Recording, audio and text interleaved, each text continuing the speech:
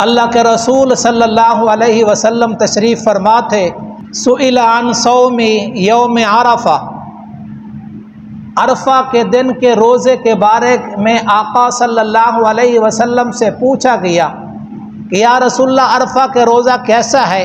आका सल्लल्लाहु अलैहि वसल्लम ने फरमाया, युकफ्फिरु सनतल माज़ियत वल बाक़, ये अरफा का रोज़ा, 9 ज़िलहज का रोज़ा, ये 1 साल गुज़श्ता और 1 साल आइंदा के गुनाहों की मुआफ़ी का ज़रिया है। जुम्मा का रोज़ा बनेगा, जिसने जुम्मा का रोज़ा रखा जो गुज़श्ता साल है इसके भी गुनाह अल्लाह माफ़ फरमाएगा, जो आगे अरफा तक साल आएगा उसके भी अल्लाह ताला गुनाह माफ़ फरमाएगा। अब रह गया सवाल करते हैं भी ये अरफा वहाँ का है या यहाँ का है।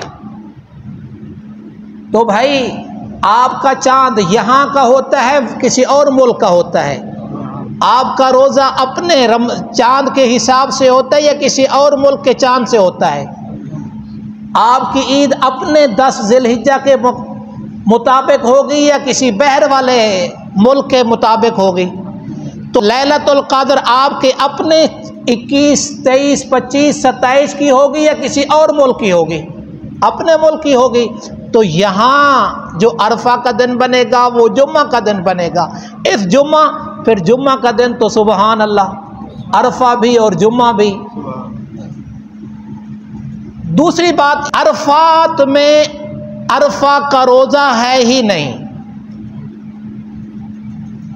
नबी सल्लल्लाहु अलैहि वसल्लम ने अरफा के रोज़े से मना किया है। अबू दाऊद की रिवायत है, नहा अन सौम यौम अरफा बि अरफा, नबी सल्लल्लाहु अलैहि वसल्लम ने अरफा के रोज़ा से मना किया। कौन सा अरफा? जो अरफात में है। अरफात में रोज़ा तो है ही नहीं। सही बुखारी में आता है, आका सल्लल्लाहु अलैहि वसल्लम जब हज फरमाया तो आका सल्लल्लाहु अलैहि वसल्लम ने कितने हज फरमाए? एक ही हज फरमाया। तो सहाबा थोड़े से कंफ्यूज थे कि आका सल्लल्लाहु अलैहि वसल्लम का रोज़ा है कि नहीं रोज़ा। तो उम्मे फजल ने आका सल्लल्लाहु अलैहि वसल्लम को पीने की चीज़ अता की। एक रिवायत में दूध का तज़किरा आता है, आका सल्लल्लाहु अलैहि वसल्लम को दूध पेश किया, फशारी बहू, आका सल्लल्लाहु अलैहि वसल्लम ने पी लिया। तो अब आका सल्लल्लाहु अलैहि वसल्लम ने अरफात में रोज़ा नहीं रखा। हाजी हजरात अरफात के मैदान में अरफा के दिन रोज़ा नहीं रख सकते, ये दूसरे मुल्क वालों के लिए है। तो हमारा अरफा का रोज़ा किस दिन बनेगा? जुम्मा का दिन।